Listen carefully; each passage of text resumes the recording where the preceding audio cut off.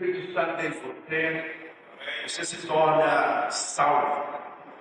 Ser salvo, a salvação, ela é algo de graça. A Bíblia diz que a salvação é pela fé, não é por obras para que ninguém se glorie.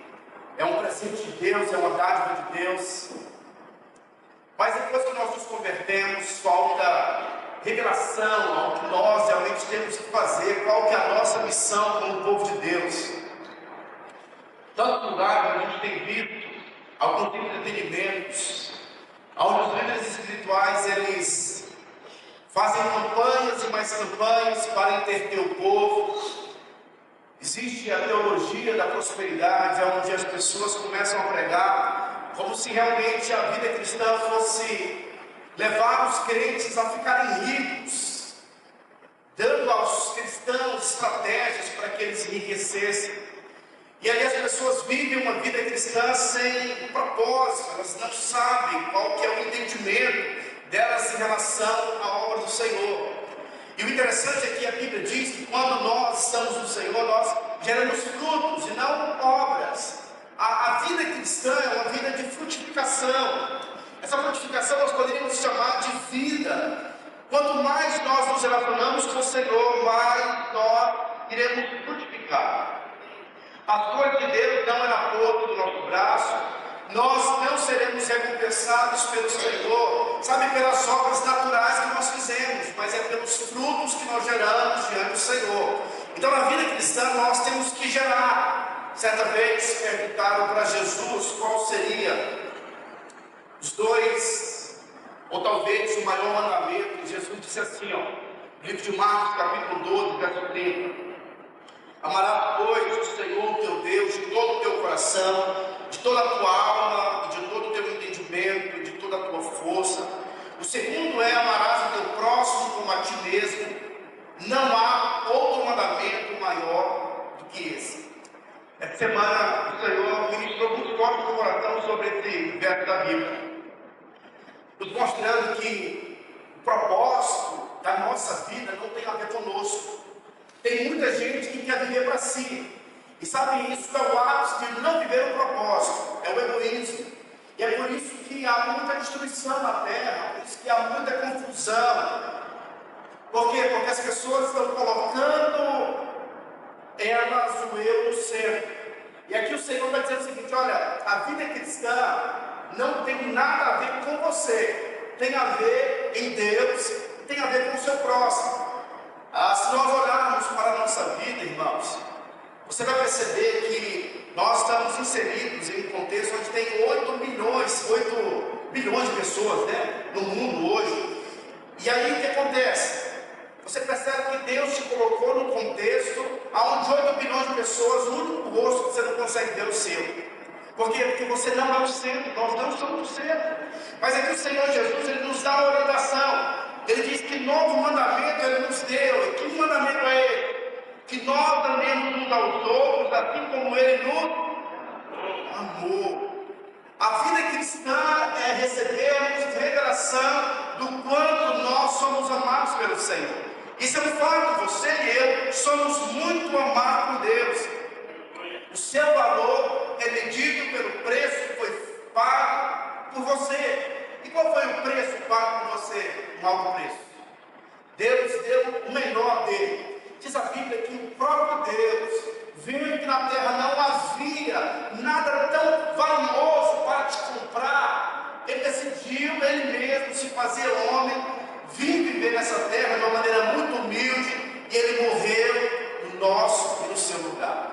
E a Bíblia diz que Jesus Ele poderia muito bem, fazer de uma outra maneira. No Getsemane, a Bíblia diz que Jesus Ele fez uma oração dizendo: Pai, se for possível, passa de mim esse cálice, mas que seja feita a tua vontade. Em outras palavras, Jesus estava em oração, dizendo para Deus: Senhor, tem outra maneira de salvar o homem? Tem outra maneira de resgatar a humanidade? E Deus então percebeu que o salário do pecado era a morte, e para que o homem fosse salvo, deveria ter uma substituição. E Ele então decidiu, junto com o Pai, entregar-se numa cruz. E ao terceiro dia Ele ressuscita. Por quê? Porque Ele estava demonstrando o quanto Ele nos ama. Você nunca pode duvidar do amor de Deus por você. E quando nós olhamos para a Bíblia, é interessante porque quando Jesus ele foi batizado, a Bíblia diz que os céus se abriram, uma voz disse: "Esse é o meu filho amado, que me agrada, que me dá muito prazer." E a Bíblia diz que o filho amado, Deus decidiu entregar por você. Ou seja, você não pode ter dúvida, você é imensamente amado por Deus. Lá na cruz nós recebemos o perdão. Sabe, o maior presente que alguém pode receber é o perdão e o Espírito Santo. É o maior presente que nós podemos receber. Nós recebemos o Espírito Santo. Agora, depois que nós recebemos o Espírito Santo, nós precisamos então entender qual é a nossa vocação. Qual é o nosso chamado? O que nós temos que fazer? O que se espera de alguém que nasceu de novo? Qual tem sido? Qual é a nossa vocação depois que nós nos convertemos? Sabe, irmãos, olhando para a Bíblia, você vai perceber o nosso chamado. E o seu chamado é o chamado de gerar. Diga assim: eu fui chamado para gerar. Mais uma vez. Essa é a revelação da palavra do Senhor. A nossa maturidade ela é definida pelos frutos que nós temos gerado para o Senhor. Diga amém. Amém.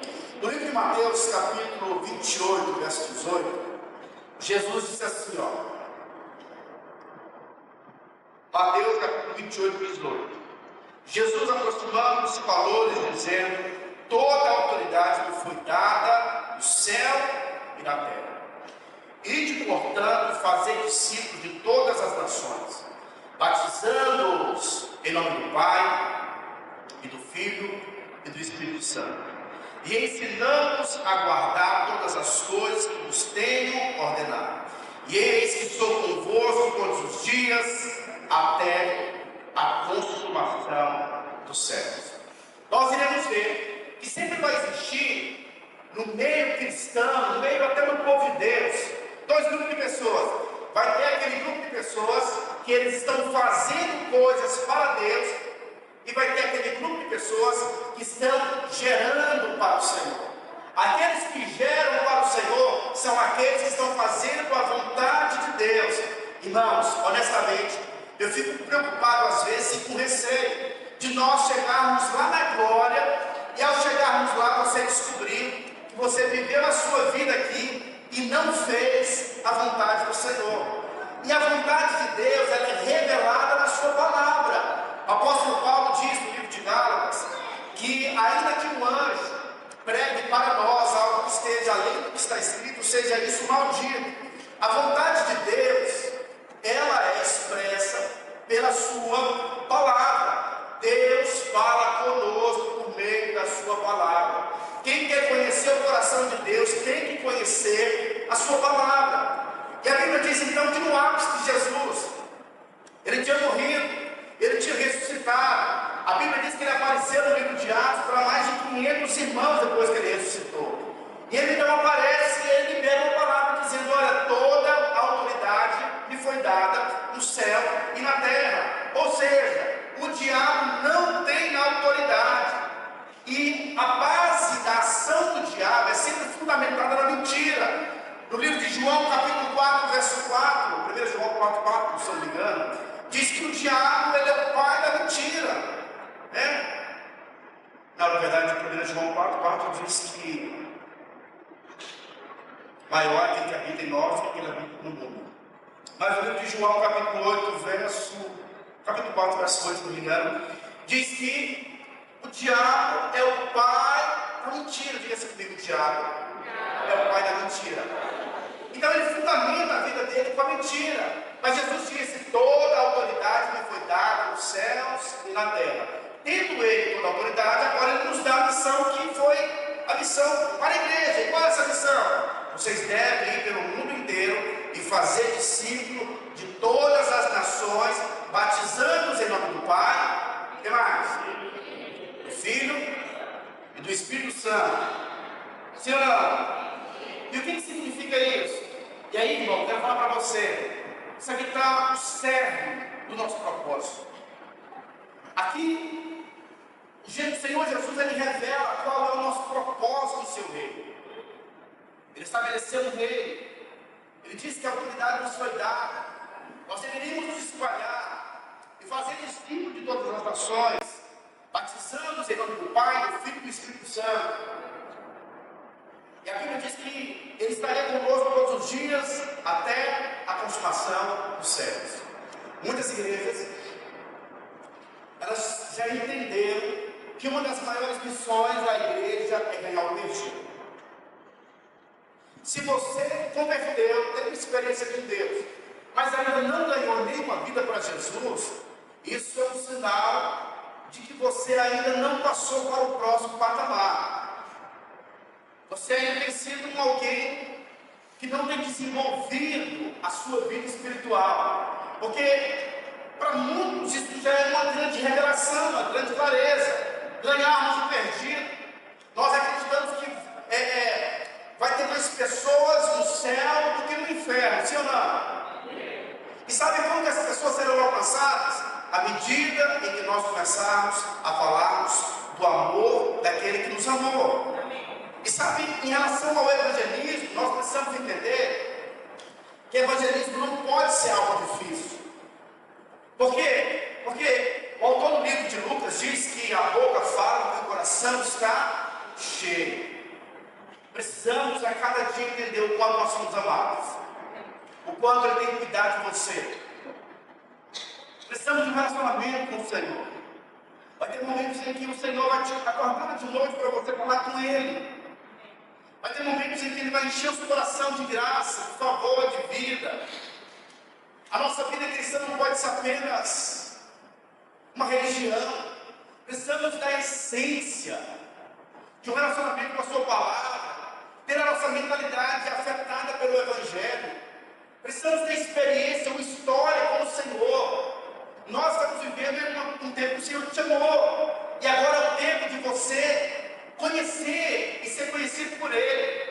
O autor do livro de João disse: olha, a vida eterna é essa, que conheçamos a Ti, o único Deus verdadeiro, e a Jesus Cristo, a quem o Senhor enviou. Nós vamos ter a vida eterna inteira para conhecer o Senhor. Nessa vida não tem como você conhecer a grandeza do Senhor. Você viu que o Evangelho são 4 evangelhos: Mateus, Marcos, Lucas e João. Um evangelho não foi suficiente para falar da grandeza dele. O livro de Mateus apresenta Jesus como sendo rei. O livro de Lucas apresenta ele como sendo homem, 100% homem, 100% Deus. O livro de Marcos apresenta Jesus como sendo servo. João apresenta Jesus como ele sendo o próprio Deus. E a Bíblia começa dizendo: no princípio ele era o verbo estava com Deus, e o verbo é Deus. Mas perceba algo, nós vamos precisar de toda a eternidade para conhecê-lo, conhecer a sua beleza. Ele é um Deus bom. Sabe, muitas pessoas já representaram um Deus mau, um Deus que amaldiçoa, mas a Bíblia diz que o nosso Senhor Jesus é aquele que tem uma boa notícia. A palavra dele para mim e para você é: eu também não te condeno, vá e não peques mais. E sabe, quanto mais nós temos revelação do amor dele, agora nós precisamos responder o grande chamado do Senhor. E a revelação é essa. A revelação é que primeiro nós temos que ganhar o perdido. E nós temos um desafio esse ano como igreja. E qual é o nosso desafio? Cada membro ganhar pelo menos uma vida nesse ano. Amém? Amém. Você já batizou alguém? Sabe o momento em que o nosso coração precisa vibrar na vida cristã? É o momento em que você leva uma vida para o encontro. É o momento em que nós batizamos pessoas. Se o teu coração não vibra com isso, eu não sei quem vai vibrar o teu coração. Tem pessoas às vezes que acreditam que a vida cristã é celebrada quando tem uma casa. Glória a Deus por isso. Tem um irmão que falou para mim: pastor, Deus me abençoou tanto esse meio, nos meus negócios. Glória a Deus por isso. Nós temos que vibrar. Mas sabe, para um filho de Deus, a maior vibração é quando você leva uma pessoa para o batismo. Quando você marca a vida de uma pessoa. E a Bíblia diz que para que eu e você fôssemos usados por Ele, o Senhor liberou o Espírito Santo do Pentecostes. O Senhor liberou dons espirituais. E Jesus disse assim, no livro de Marcos, capítulo E disse: ide por todo o mundo e pregai o evangelho a toda criatura. Quem crê e for batizado será salvo. Quem, porém, não crê será o quê? Condenado. E esses sinais são que acompanhar aqueles que creem. Em meu nome expelirão demônios, falarão novas línguas, pegarão as serpentes, e se alguma coisa mortífera beberem, não lhes fará mal. Se impuserem as mãos sobre os enfermos, eles ficarão curados. Olha que coisa poderosa. Irmãos, há muitos necessitados precisando da tua visita. Os sinais de Deus, eles querem acompanhar e vão acompanhar aqueles que creem. Mas nós temos crido em outras coisas. A Bíblia diz que foi liberado dons espirituais. Se nós cremos, os sinais irão acontecer. Deus não falha. Sabe, o seu compromisso não é o compromisso de curar os enfermos, mas é de orar pelos enfermos. O seu compromisso não é de salvar o perdido, porque o Espírito Santo convence o homem do pecado, da justiça e do juízo. Mas nós somos chamados como portas-vozes do Senhor para falarmos a parte de Deus. Tem pessoas que estão depressivas porque não ouviram a palavra de vida saindo dos seus lábios. Às vezes a nossa vida cristã é uma vida omissa, mas Deus está nos chamando nesse tempo para sermos porta-vozes, crermos. A Bíblia diz que se nós nos envergonharmos do Evangelho, naquele dia Ele vai se envergonhar de você também. Por quê? Porque esse é o tempo da sua oportunidade. Esse é o tempo de sermos usados pelo Senhor, de sermos luzeiros. A Bíblia diz que Cristo, quando Ele se manifestou, diz assim no livro de João, capítulo 1, verso 4, se eu não me engano, diz assim, ó, a vida estava nele, a vida era a luz dos homens. Ele continua dizendo que o povo que vivia em trevas viu grande luz, e os que viviam na região da sombra da morte, resplandeceu-lhe a luz. Mas agora Jesus diz que nós somos a luz do mundo. Você tem sido luz aonde você está? Você tem mudado a atmosfera da onde você está? Você tem sido porta-voz? Porque às vezes você está assim, ah Deus, eu vou trabalhar nesse lugar, mas o povo xinga demais. O povo é muito pecador, por isso que você está lá. Ah, Deus, o meu sonho é trabalhar na igreja. Vai dizer, usar por Deus não. Porque na verdade aqui, o culto de domingo, não é o lugar onde você é crente. O lugar onde nós funcionamos de fato é no começo da semana, quando você convida pessoas para ir na célula. Então, uma célula que não tem visitante, por exemplo, é uma célula onde o povo não está cumprindo o propósito de Deus. Porque o propósito de Deus tem a ver em chamar. E se você chama, o Espírito convence. O Espírito remove as escamas. A Bíblia diz no livro de 2 Coríntios, capítulo 4, verso 4, que o Deus desse século, que é o diabo, cegou o entendimento dos incrédulos. E sabe quem que vai remover essa cegueira? Olha do seu lado aí. Está perto de você.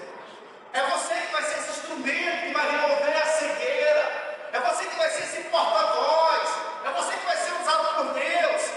Sabe, irmãos, eu acho tão poderoso, a Bíblia diz, no livro de Atos, capítulo 10, que Cornélio era alguém que Deus queria salvar.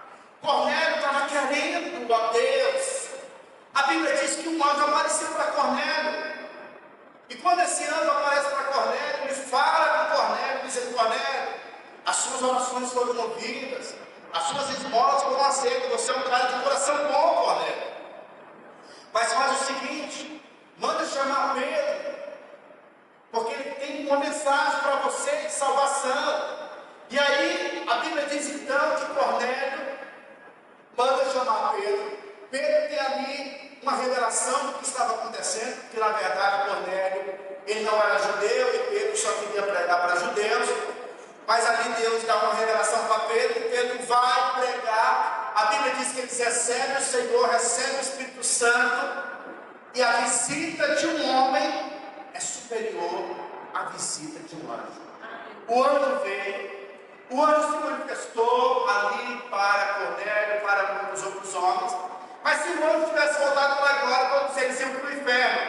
Por quê? Porque os anjos não receberam a incumbência de pregar a boa notícia. A boa notícia foi dada aos homens. Nós somos conquistados para conquistar. Nós somos amados para amar. E é por isso que é importante na nossa vida cristã você ter revelação do quanto você é amado pelo Senhor. Então, quanto mais eu me sinto amado por Deus, mais eu vou falar desse amor para as pessoas. Amém.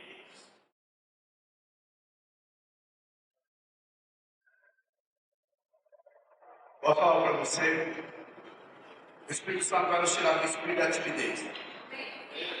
A nossa igreja é uma igreja muito tímida para evangelizar.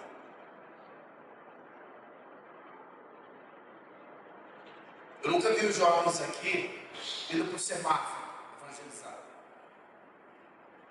A praça, para a escola. A Nadir já foi, né, Nadir? Que Deus levante mais Nadir na escola.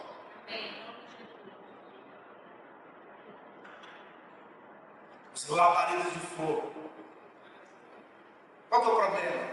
Muita reputação. O que vão pensar de mim? Esse mundo já foi julgado. Conta-se que certa vez o pregador foi evangelizar na rua, pregar na rua. E ele falava e ninguém ouvia. Do outro lado ele olhou e tinha um palhaço. Tinha muita gente ouvindo o palhaço. E no final aquele evangelista foi no palhaço e disse: eu não entendo. Eu estou falando a verdade. E as pessoas não vêm me ouvir. E você está falando de uma mentira e muita gente vem te ouvir. O palhaço olhou para o pregador e disse: porque eu estou contando uma mentira que me fala de verdade, com convicção. E você conta uma verdade, um aspecto, uma forma que parece que é mentira. Às vezes nós não temos tido revelação. E sabe, parece que a nossa vida cristã é uma vida de uma reunião que nós participamos do culto e ficamos pensando: não sei se eu vou no culto hoje, trabalhei a semana toda. Eu acho que eu vou descansar hoje. Sabe, irmãos, isso é o nível mais raso de uma vida cristã. O nosso nível precisa ser um nível mais elevado, é o nível Deus. Eu não quero participar de uma reunião sem levar alguém, sem marcar a vida de um alguém. Não sei se vocês conhecem a história da águia, mas conta-se que a águia, quando ela chega em um certo momento, a águia mãe, ela faz os seus ninhos nos penhascos mais elevados, e ela, então, para alimentar os seus filhotes, ela mata alguns animais, e chega um momento que ela consegue matar até alguns cordeiros. E aí, quando ela vai alimentar, ela percebe que o seu filhote, ele está grande, que ele já pode, às vezes, sair do seu ninho e procurar sua própria comida. Às vezes, quando a mãe chega, aquele filhote, ele começa querendo comida. E aí o que acontece? A mãe vem e dá uma comidinha lá para o seu filhote, e depois que a mãe percebe que ele está bem grande, o que ela faz? Ela fala o seguinte: poxa vida, agora está no momento dele começar e caçar. E aí a mãe chega e ele fica, e a mãe vai um pouco para trás e vem ali no filhote, tenta derrubar o filhote ali do seu ninho. E o filhote, minha mãe deve estar endemoniada, né? Porque ele está tentando me matar. Ela vem de novo e tenta, consegue lançar o seu filhote lá no seu ninho. E quando ele começa a cair, o filhote lança, protege. Aí de repente o filhote percebe que tem asas. Ele não começa a voar. E a mãe vem no lado, vem por cima e fala: eu sabia, filho, que você ia conseguir voar, alçar grandes voos. E sabe, às vezes você vem no culto e você fala: nossa, pastor vai pregar a mesma coisa, canalimeiro. E o pai está dizendo para você, ó, é o momento de te jogar, para que você possa ir e saltar e voar e ganhar vidas para Jesus. Esse é o momento em que você precisa agora ir para níveis mais profundos, mais elevados. Você precisa ganhar vidas, marcar pessoas. A nossa maturidade não é definida pela quantidade de livros que você leu, de pregações que você ouviu. Sabe, a nossa vida cristã é definida pelas pessoas que você gerou. Tem pessoas que são muito críticas, elas sentam aqui e observam todos os defeitos do lugar. Nossa, o louvor não foi muito bom hoje, eu entrei, esse negócio estava fora do lugar. E aí você olha para a vida da pessoa não tem um fruto. Quando você tem fruto, você para de olhar as debilidades. Precisamos ser um povo que gera, um povo que marca pessoas. E muitas igrejas passaram a compreender que um dos alvos mais importantes da vida cristã é ganhar vidas. Mas Jesus diz que a revelação, ela precisa crescer, não é apenas ganhar, mas é gerar discípulos. Além de você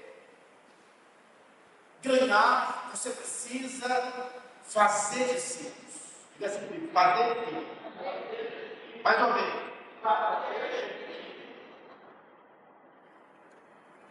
Ide, portanto, e fazer o que? Discípulos de todas as nações, batizando-os em nome do Pai, e do Filho, e do Espírito Santo, ensinando-os a guardar todas as coisas que vos tenho ordenado. E eis que estou convosco todos os dias, até a consumação dos séculos. Olha para a Bíblia. Elias gerou Eliseu, seu sucessor. Moisés gerou Josué, seu sucessor. Paulo gerou Timóteo, seu sucessor. Jesus, ele gerou seus 12 discípulos, dos 12 ele tinha 13, dos 13 ele tinha um discipulado. O chamado é gerar discípulos de todas as nações. Sabe, você precisa formar pessoas. Agora, por que nós, às vezes, não formamos pessoas, não fazemos discípulos? Porque, na verdade, você ainda não é um discípulo. Só forma discípulo quem primeiro se tornou um discípulo. Então, você precisa ser discípulo de alguém. Mas, às vezes, você é tão arrogante que você não acha que a pessoa que Deus colocou na sua vida não é capaz de te orientar. E sabe, a nossa vida, se você não se torna um discípulo, você nunca vai formar discípulo. E Deus sempre vai te dar a pessoa que você precisa. É quem você precisa. É difícil nós entendermos isso. Porque no começo da vida cristã nós somos imaturos.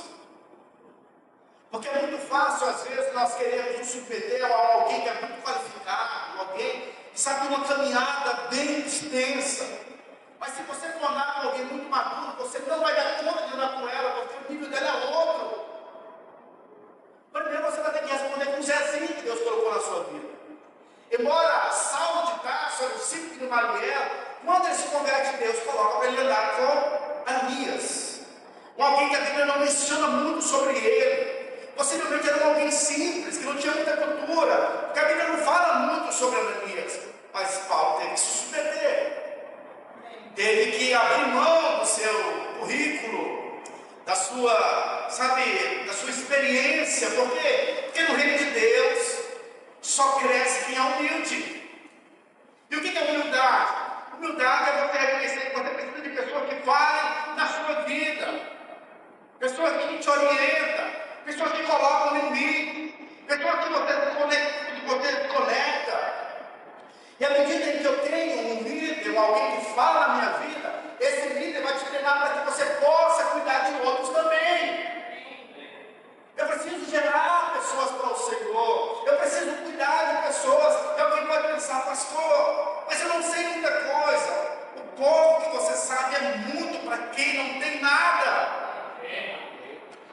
tem gente que não tem nada, e quando ele percebe, quando ele ouve você falar, ele fala assim, poxa, esse cara conhece demais de Deus.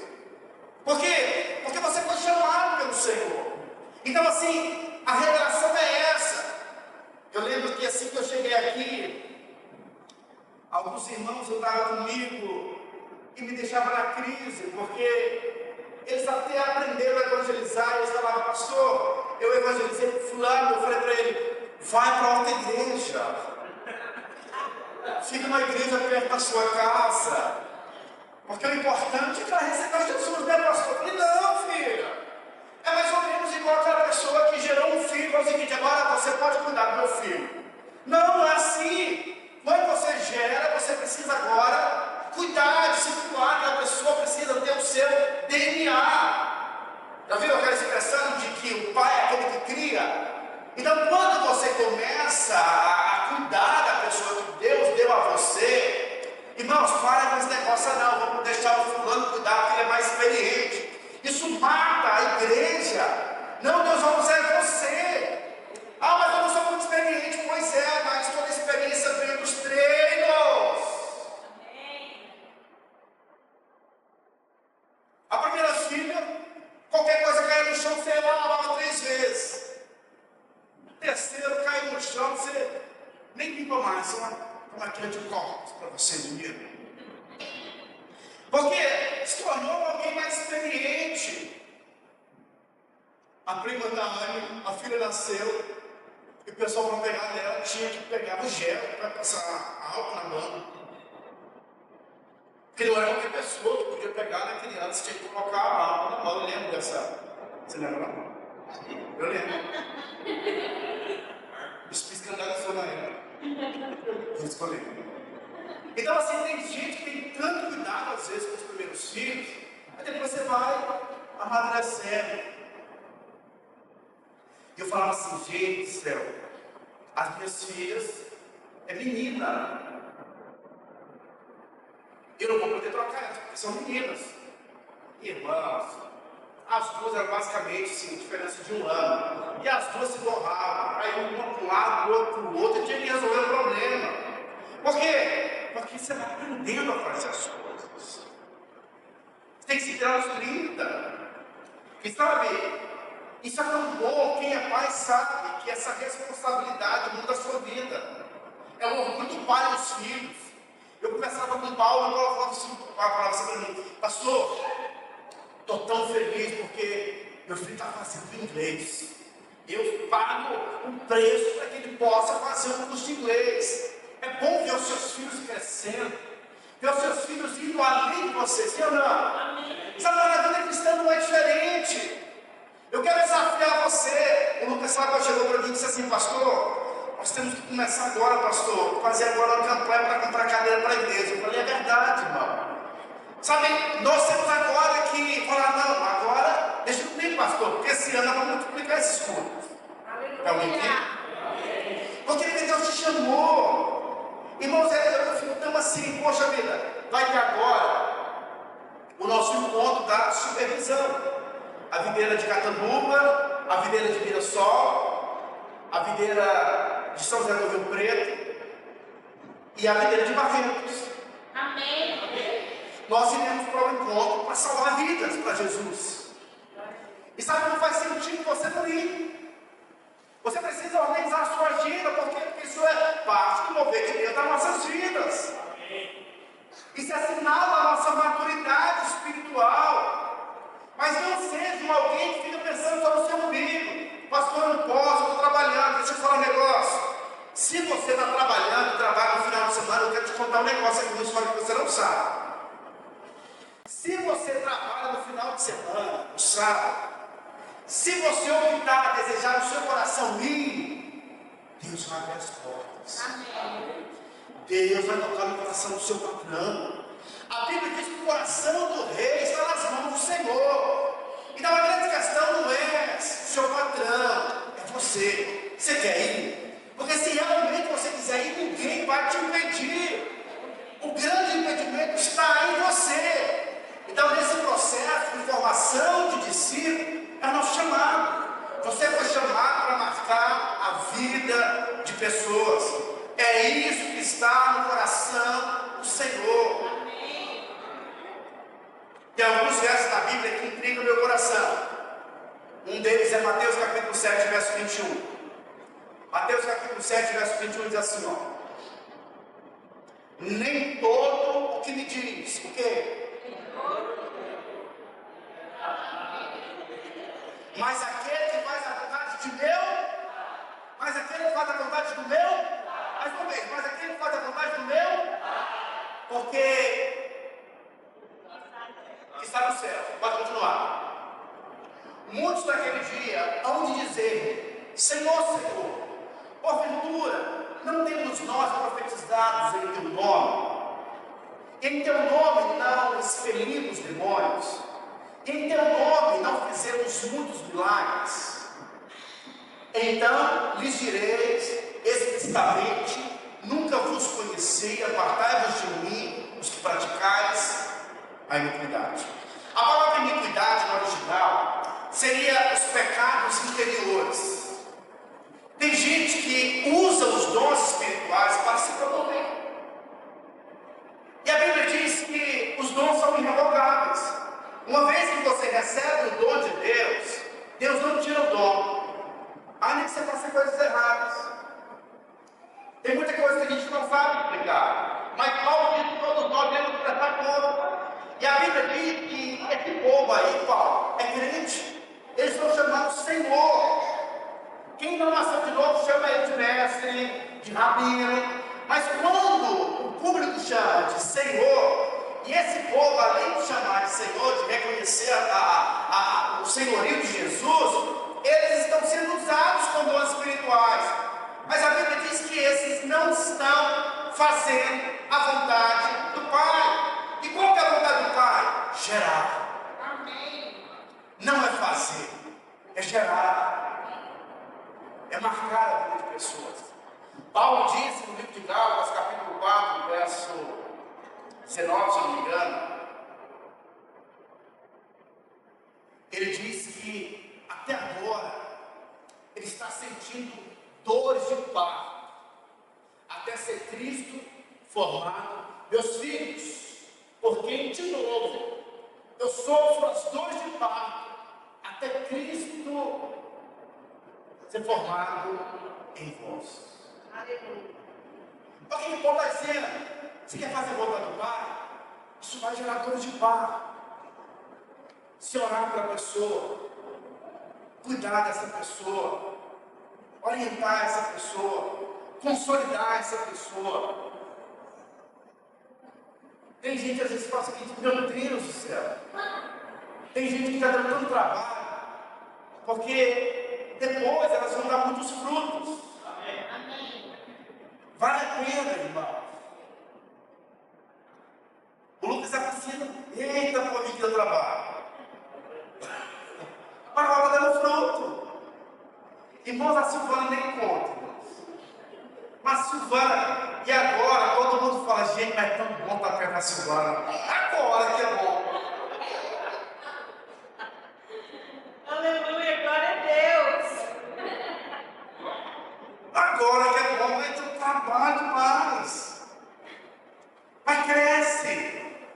Agora toda vez que eu vejo que alguém ou alguma irmã está passando por alguma dificuldade, ela me incorporou na Bíblia, não entrou na mulher de Deus. Porque foi transformada. Isso é bom quando a igreja é uma igreja saudável, uma igreja que cresceu, que amadureceu, que agora está gerando, está marcando a vida de pessoas. E a nossa característica como igreja é que uma pessoa, ao entrar aqui, ela não vai sair daqui despercebida, porque é um espírito de paternidade. Teve um tempo que o pastor Silvio veio pregar, e assim, deu um diagnóstico muito rápido. Ele disse o seguinte: essa igreja é uma igreja infantilizada. E é por isso que a igreja não cresce, porque só tem menino. Menino não dá conta de cuidar de outras pessoas. Sim ou não? Agora, como a gente percebe que a igreja está crescendo? É quando você agora para de olhar para você e agora vai orar para outras pessoas. Vai cuidar, vai orar, vai interceder. Se você não tem disposição na sua célula de interceder pelos irmãos da sua célula, isso é sinal que você não cresceu ainda. Precisamos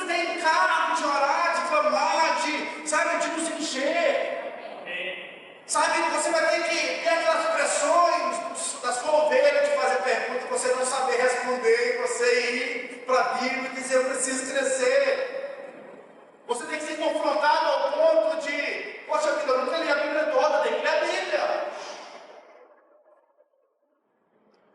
Já passou por essas crises ou não? Porque isso é um sinal de que está crescendo. Nós estamos entendendo? Então, como é que nós fazemos discípulo? Nós temos um tripé para você fazer discípulo. Esse tripé começa no culto de celebração, então é uma forma de você ser discipulado. Mas não para por aqui. Você precisa participar de uma célula. A célula é o lugar onde nós somos uma família. Lá na célula você também vai ser discipulado. Ali nós vamos te conhecer. Ali você vai falar. Ali você vai ter um pai espiritual, vai ter um irmão espiritual, vai gerar filhos para o Senhor. E aí esse processo não para. Aí você vai ter o discipulado propriamente dito, que é o momento onde você vai ser treinado para ganhar outras pessoas. É no discipulado com o seu líder que você vai receber um novo DNA. O DNA de Cristo. Você vai receber um coração. Então, quando alguém te chamar para você ser um discípulo, um líder de treinamento, isso é glória. Isso é motivo de muita alegria. Se alguém ainda não te chamou para ser um líder de treinamento, eu sinto muito, você ainda não chegou no nível de um crescimento, de um avanço.